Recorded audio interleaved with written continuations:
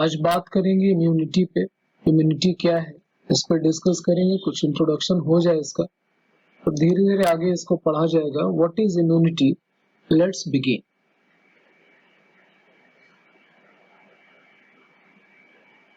Immunity है क्या? What is immunity? Immunity शरीर का रक्षा तंत्र होता है। हमारा बॉडी कई तरह के इन्फेक्शन से बचा है due to immunity. So the overall ability of the immune system to fight the disease causing organism, इस शरीर का जो क्षमता है रोगों से लड़ने का, this is our immune system. ये हमारा इम्यून सिस्टम है। हम अनेकों तरह के बैक्टीरिया, फंगस, अन्य माइक्रोब से घिरे पड़े होते हैं, बट हमारा बॉडी सुरक्षित है। क्यों? Reason is our immune system.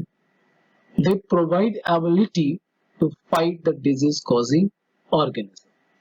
अब इस इम्यूनिटी को दो कैटेगरी में रख सकते हैं। नंबर 1 इनेट इम्यूनिटी, जो कि जन्म के साथ ही, कोई बच्चा जब जन्म ले रहा है तो जन्म के साथ ही उसके अंदर वो मौजूद है, यानी जन्म से जो इम्यून सिस्टम है वो इनेट इम्यूनिटी कहलाएगा।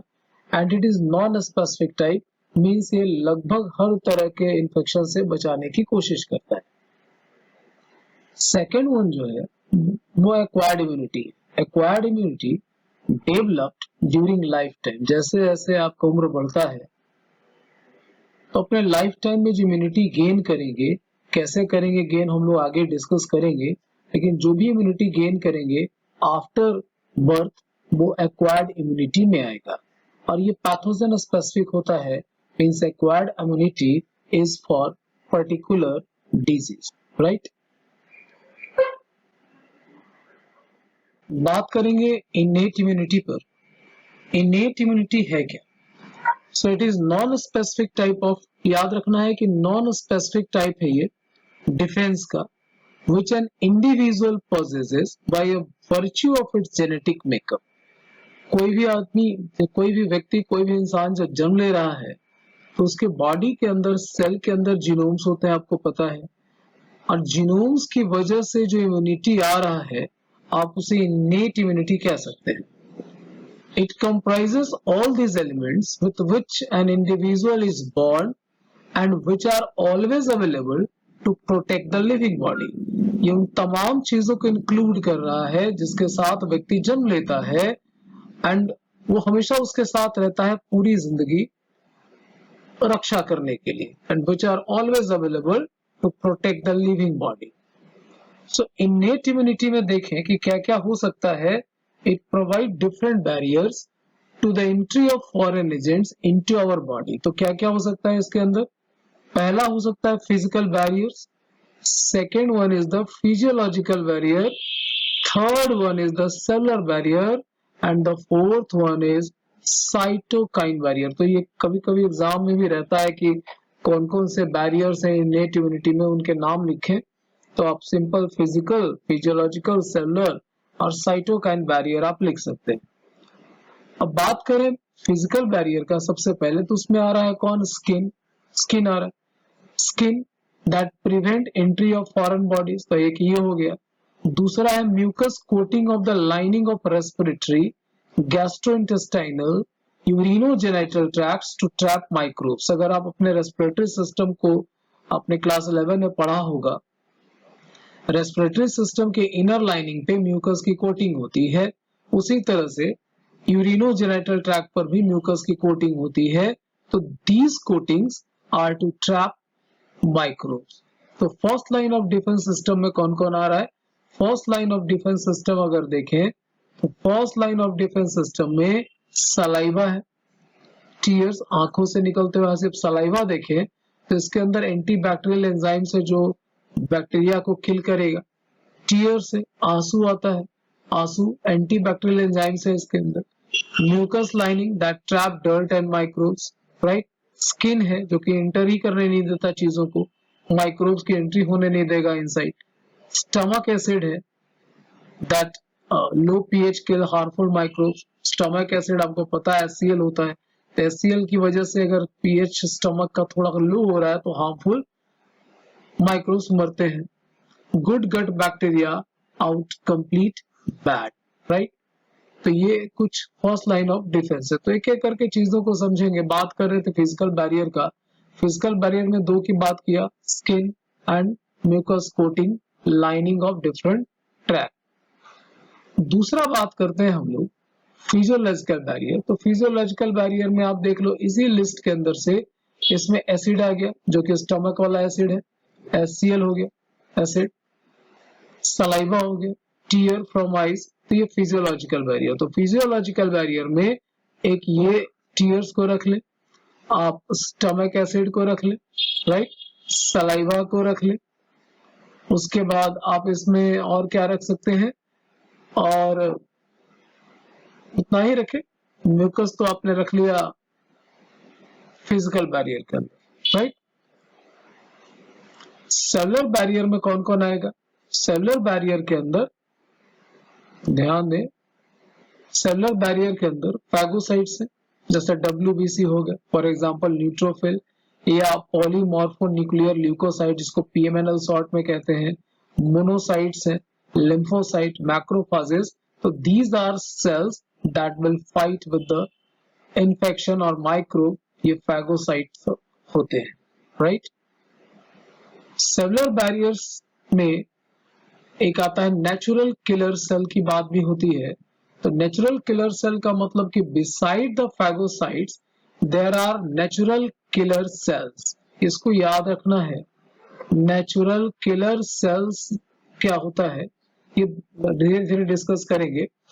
तो फैगोसाइट्स के अलावा नेचुरल किलर सेल्स भी होते हैं बॉडी के अंदर, which kill virus in infected and some tumor cells, right? The killer cell produce perforin. Killer cell का काम परफोरिन प्रोड्यूस करना है। परफोरिन क्या करेगा? It create pores. अगर मान लो कि ये सेल है माइक्रोब का, तो इसके बॉडी में ये यहाँ कहीं पर बॉडी में सेल में क्रिएट करेगा पोर। तो which create pores in the membrane of target cell. These pores allow the entry of water into the target cell. एक बार ये perforated हो गया, so then after there is entry of water inside cell, right? अब cell के अंदर water की entry हो रही है, then what will happen? Then what will happen? Cell will swell, है ना। ये सेल जो है वह फूल जाएगा, फूलने के बाद वो फटेगा। The cellular remains are taken by the phagocyte. तो काम करने का तरीका इसका देखें कि किलर सेल क्या बना रहा है? परफोरिन। परफोरिन का काम क्या है कि सेल के मेम्ब्रेन में पोर बनाना, एक होल करेगा, उस होल के जरिए वाटर की एंट्री होती है सेल के अंदर, राइट। और सेल के अंदर वाटर की एंट्री होगी which then swell and burst, तब सेल फूलेगा और फट जाएगा, राइट। और सेलुलर रिमेन्स जो बचेंगे वो फैगोसाइट्स उसको खत्म कर देगा। तो ये मेथड है इनके काम करने का। एक और देखिए चौथा, साइटोकाइन बैरियर। तो साइटोकाइन बैरियर में है वायरस इन्फेक्टेड सेल्स, यानी जिस सेल में वायरस का इन्फेक्शन हुआ है, virus infected cell secrete protein called interferon. Virus infected cell एक प्रोटीन का सिक्रेशन करेगा जिसको इंटरफेरॉन बोलते हैं, right, which protect non-infected cells from further viral infection। अब इंटरफेरॉन का काम ये है कि ये बाकी सारे सेल्स को प्रोटेक्ट करेगा ताकि उसमें भी वायरस का इन्फेक्शन न हो जाए। सो इंटरफेरॉन, आप समझ रहे होगे कि इंटरफेरॉन कहां से आ रहा है। इंटरफेरॉन वायरस इन्फेक्टेड सेल से आएगा। ये प्रोटीन है which protect non-infected cells from further viral infection। Virus infected cells secrete proteins, अभी बताया कि इंटरफेरॉन है जो कि प्रोटीन होता है और ये नॉन इन्फेक्टेड सेल को फर्दर वायरल इन्फेक्शन से बचाएगा, right. Fever may be brought by toxin produced by pathogen and a protein called endogenous pyrogen। ध्यान देना यहाँ, फीवर में बुखार भी हो सकता है, शरीर का तापमान ही बढ़ सकता है। रीजन टॉक्सिन है जो पैदा करेगा पैथोजेन, वो पैथोजेन है जो टॉक्सिन प्रोड्यूस करेगा, और एक प्रोटीन बनता है जिसको एंडोजेनस पायरोजेन बोलते हैं। तो ये समझिए कि एंडोजेनस पायरोजेन की वजह से ही फीवर हो रहा है। So endogenous pyrogen is actually fever producing substance also called interleukin, and this is released by macrophages, right? When enough pyrogens reach the brain, अगर बहुत ज्यादा बन चुका है pyrogen और वो ब्रेन को पहुंच गया, the body's thermostat is reset and temperature higher पे जाकर सेट हो जाएगा. टेम्परेचर कहाँ जाना है? हायर टेम्परेचर पे सेट हो जाएगा. थोड़ा स्पेलिंग एरर है यहाँ. Higher temperature, it is actually typing error. Higher temperature पे सेट होगा. Moderate fever rates defence. Moderate fever हो रहा है तो ये डिफेंस के लिए है, लेकिन हाई टेम्परेचर ये डेंजरस होता है, राइट? अब इंटरफेरॉन पे बात करें कि इंटरफेरॉन में क्या होगा. इंटरफेरॉन डिस्कवर करने वाले दो साइंटिस्ट हैं, एलेक इसाक एंड जीन लिंडनमैन इन 1975. और ये अभी तक डिस्कशन में ये पता हो गया कि ये एंटीवायरल प्रोटीन्स है. दे डिफ्यूज टू नेबरिंग सेल्स. ये नेबरिंग सेल्स में, आसपास के सेल्स में डिफ्यूज होगा and trigger A reaction that neutralises the particular viruses and thereafter prevent viral infection, right?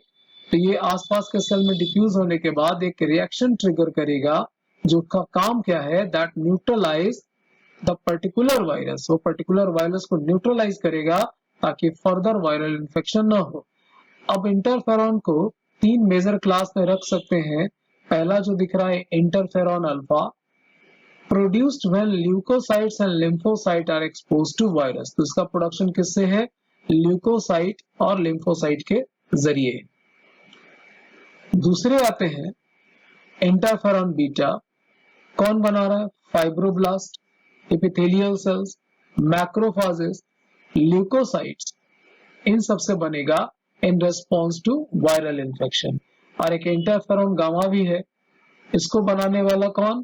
T lymphocyte induced by antigenic stimulation, right? तो थोड़ा summary देख ले इनेट डिफेंस का. फर्स्ट लाइन में किसको रख रहे हैं हम लोग? Epidermis of skin first line में है. Let me change the ink colour. Epidermis of skin first line of defence. यानी डिफेंस को तीन कैटेगरी में रखते हैं, फर्स्ट, सेकंड, थर्ड. पहले भी डिस्कस किया. फर्स्ट लाइन में आप इसको रखेंगे epidermis of skin, mucus membrane, mucus, nasal hair, cilia, saliva, sebum, lysozyme, gastric juice and vaginal secretions, right? Second line of defence में देखें तो पहले है इंटरफेरॉन, दूसरा phagocytes, third one is inflammatory reaction, number 4 fever, और पांचवें number पे रखा नेचुरल किलर सेल्स को. थर्ड लाइन ऑफ डिफेंस में, जो कि हम लोग आगे भी पढ़ने वाले हैं, पहला रखा एंटीबॉडी और दूसरा ये लिम्फोसाइट. तो इसको लर्न कर लेना है कि कौन सा चीज कौन से डिफेंस लाइन का है, क्योंकि ये ऑब्जेक्टिव में कभी कभी आता है 1 मार्क्स क्वेश्चन में 12 में कि कौन से ये इंटरफेरॉन कौन सा डिफेंस लाइन का है, तो आपको बताना होगा कि सेकंड डिफेंस लाइन. तो इस तरह से क्वेश्चंस रहते हैं, तो इसको थोड़ा पढ़ने से ध्यान रहेगा. तो अभी वाले क्लास में इनेट इम्यूनिटी के बेसिक्स हमने देखा. अगर हम if biologytutor.in has helped you, you can help us too. How? You can like and share the video. So thanks for watching the video.